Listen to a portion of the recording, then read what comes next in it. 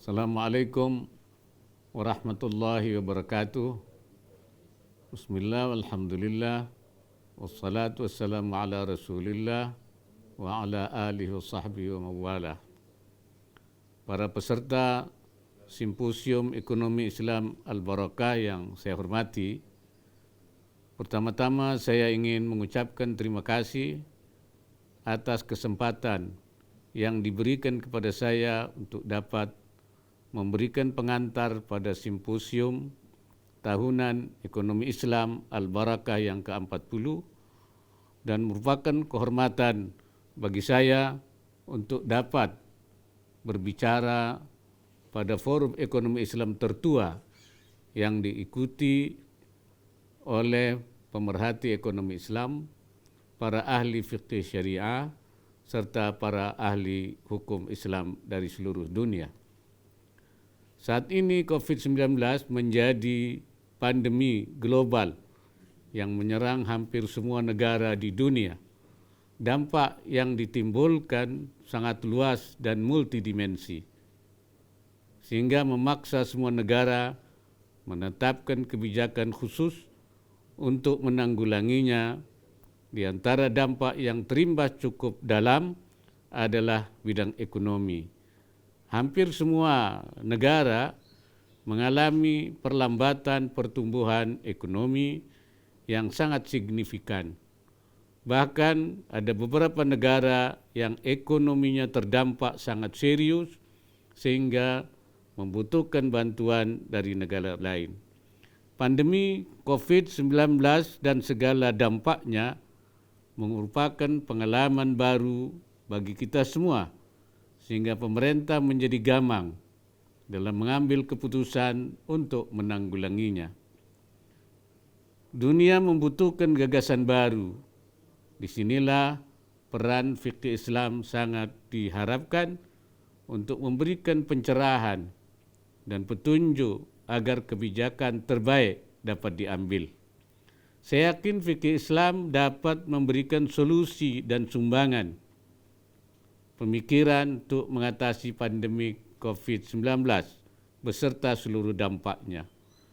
Saya merasa yakin karena fikih Islam dimaksudkan untuk memberikan kemaslahatan bagi umat seluruh dunia.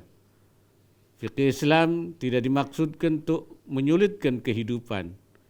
Fikih Islam merupakan solusi bagi kehidupan umat manusia, termasuk solusi untuk menangani pandemi COVID-19 ini. Pandemi COVID-19 juga berdampak pada kehidupan keagamaan.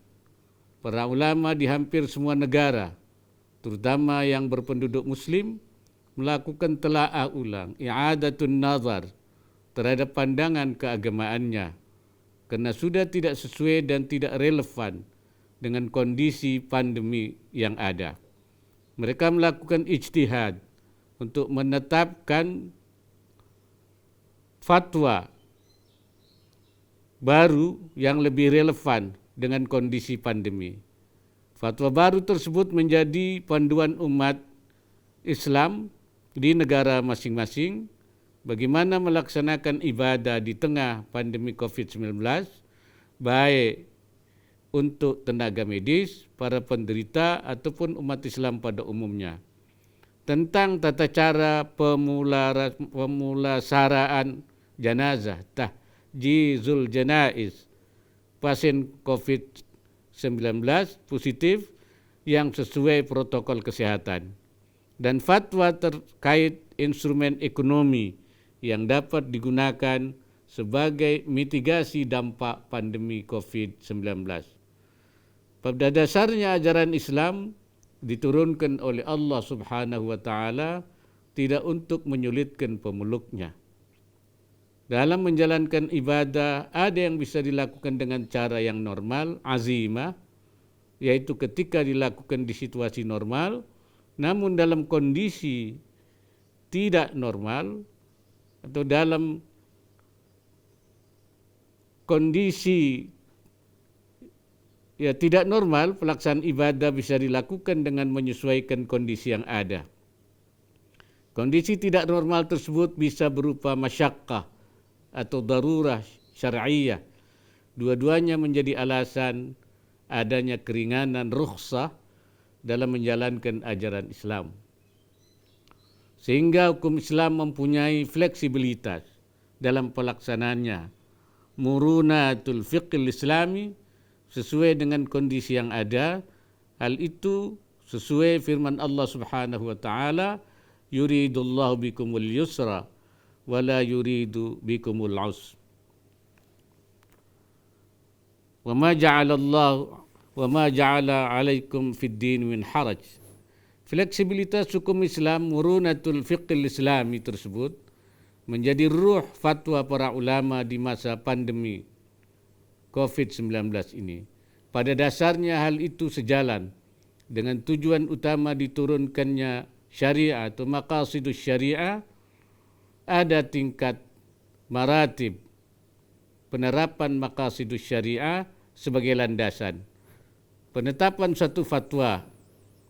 Kondisi pandemi COVID-19 yang terjadi saat ini menjadikan hifdzun nafs, menjaga keselamatan jiwa, menjadi pertimbangan paling utama dalam menetapkan fatwa. Karena tidak ada alternatif penggantinya.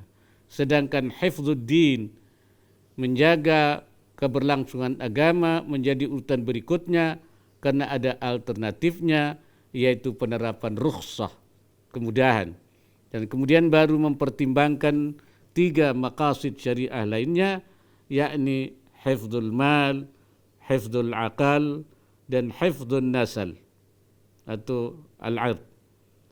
Motivasi hifdzun nafs, menjaga keselamatan jiwa, menjadi pertimbangan utama kami di Indonesia dalam menetapkan kebijakan tanggap darurat untuk mengatasi pandemi COVID-19, yaitu dengan menetapkan langkah-langkah seperti berikut ini. Mengurangi penyebaran COVID-19 dan menekan jumlah orang yang tertular, caranya dengan memberlakukan pembatasan pergerakan masyarakat melalui kebijakan pembatasan sosial berskala besar atau PSBB, penerapan social distancing, melarang terjadinya kerumunan masyarakat dan mengurangi segala bentuk kegiatan yang dapat berpotensi menularkan COVID-19. Intinya bekerja, belajar, dan beribadah dari rumah. Dalam tahap ini, peran para ulama sangat signifikan. Melalui fatwa menganjurkan untuk mengambil rukhsah dalam menjalankan ibadah dan aktivitas keagamaan lainnya. Setiap aktivitas keagamaan yang melibatkan kerumunan orang banyak, seperti salat Jumat dan jamaah rawatib dan tarawih di masjid, diarahkan untuk dilaksanakan di rumah. Melaksanakan tes COVID-19 secara massal, karena hal itu menjadi kunci dalam penanganan pandemi COVID-19 dan meningkatkan kapasitas layanan kesehatan di seluruh negeri. Kebijakan terkait penanggulangan dampak COVID di bidang ekonomi juga menggunakan ruh fleksibilitas al-muruna. Hal itu dilakukan sebagai upaya untuk menjalankan tujuan utama hukum Islam, maqasidul fiqhiyah, yakni tegaknya kemaslahatan, kemanfaatan, serta hilangannya bahaya, iqamatul masalih wal manafi' wa izalatul mafasid wal adrar. Pendekatan fikih sangat membantu dalam melakukan penanggulangan dampak ekonomi terjadinya pandemi COVID-19. Karena fikih mempunyai karakter solutif terhadap permasalahan yang muncul atau makharij fiqhiyah dan meringankan at-taysir dalam penetapan kebijakan aplikatifnya. Kondisi pandemi saat ini berdampak signifikan terhadap ekonomi.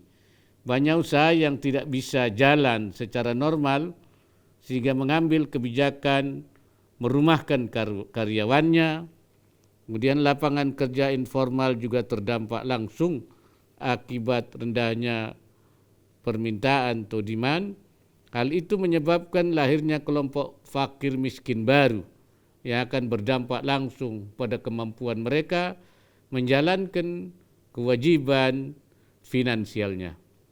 Oleh karena itu diperlukan adanya langkah penyelamatan dengan memberlakukan relaksasi at-taisir, terutama bagi kelompok terdampak dalam menjalankan kewajiban finansialnya. Dalam konteks ekonomi, kami di Indonesia fokus dalam menjaga tingkat kesejahteraan masyarakat, terutama bagi mereka yang miskin dan rentan. Caranya dengan memberikan bantuan langsung kepada masyarakat miskin dan rentan, baik itu bantuan sosial berupa uang tunai maupun bantuan dalam bentuk kebutuhan bahan pokok. Kemudian juga pemberian keringanan pembayaran listrik bagi masyarakat paling bawah dengan pembebasan pembayaran tagihan selama 3 bulan, dan bagi pelanggan di atas kelompok paling bawah diberi keringanan 50% dari tagihan selama 3 bulan. Selain itu juga kami fokus untuk memastikan tersedianya berbagai kebutuhan bahan pokok. Berbagai kemudahan telah diberikan, termasuk mempermudah pemberian izin mengimpor berbagai kebutuhan pokok, dan hal ini mengingat pula bahwa kita telah masuki bulan Ramadan yang akan diakhiri dengan Lebaran, di mana kebutuhan konsumsi bisa akan meningkat lebih tinggi. Kami juga fokus menjaga kegiatan usaha agar tidak mengalami pemburukan yang mendalam, sehingga pada saatnya nanti akan dapat cepat bergerak kembali dipulihkan. Caranya adalah melalui kebijakan pemberian stimulus fiskal, melalui insentif perpajakan, dan berbagai kemudahan lainnya. Dari sisi kebijakan moneter, dilakukan penurunan tingkat suku bunga acuan hingga mencapai 4,5%. Selain itu, dalam rangka membantu sektor keuangan, telah diambil sejumlah langkah, di antaranya memberikan kemudahan dalam melakukan restrukturisasi kredit. Hal ini termasuk memberikan bantuan pada usaha mikro dan kecil yang memiliki pinjaman dari lembaga keuangan. Relaksasi atau taisir yang diberlakukan tersebut tentu saja setelah mempertimbangkan kondisi real masyarakat yang mengalami kesulitan atau masyakkah dalam menjalankan kewajiban finansialnya akibat dampak pandemi COVID-19. Namun demikian, relaksasi atau taisir yang diberlakukan tersebut harus tetap dalam koridor yang dibenarkan secara syar'i atau at-taisirul manhaji, yakni dengan tetap memperhatikan aspek-aspek kesepakatan para pihak, dan di sisi lain melibatkan pemerintah sebagai penanggung, sebagai kafil atas kewajiban finansial masyarakat terdampak. Kebijakan pemerintah tersebut merupakan manifestasi dari tanggung jawabnya menjaga kemaslahatan masyarakat, karena pemerintah harus bersikap seperti disebut dalam kaidah tasarruful imam ala ra'iyah manutun bil maslahah.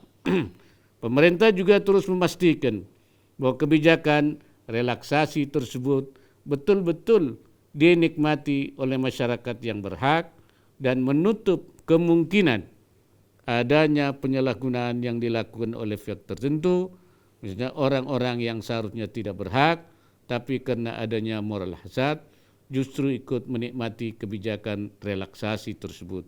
Yang demikian itu masuk kategori matlul ghani zulmun, yang dapat diberi sanksi. Pemberlakuan relaksasi selektif at-taisirul manhaji sebagai salah satu landasan penetapan kebijakan nasional dalam mitigasi dampak COVID-19 dalam bidang ekonomi merupakan bagian sumbangan fikih Islam dalam mengurai permasalahan yang ada di masyarakat. Menurut saya, hal yang sama dapat dilakukan juga oleh para pemimpin negara-negara Muslim yang terdampak COVID-19. Situasi pandemi seperti ini menyebabkan banyak negara mengalami dampak buruknya, termasuk dalam bidang ekonomi. Oleh karena itu, saya mengajak kepada semua peserta dan pengambil kebijakan dari negara-negara Muslim untuk bersatu, saling membantu, saling bahu-membahu, membangun kerjasama dan saling tolong-menolong, at-ta'awun wat-tanasur, sehingga kita dapat menangani pandemi ini dengan baik dan kita juga dapat membantu negara-negara yang membutuhkan untuk segera pulih. Wallahu a'lam bissawab. Assalamualaikum warahmatullahi wabarakatuh.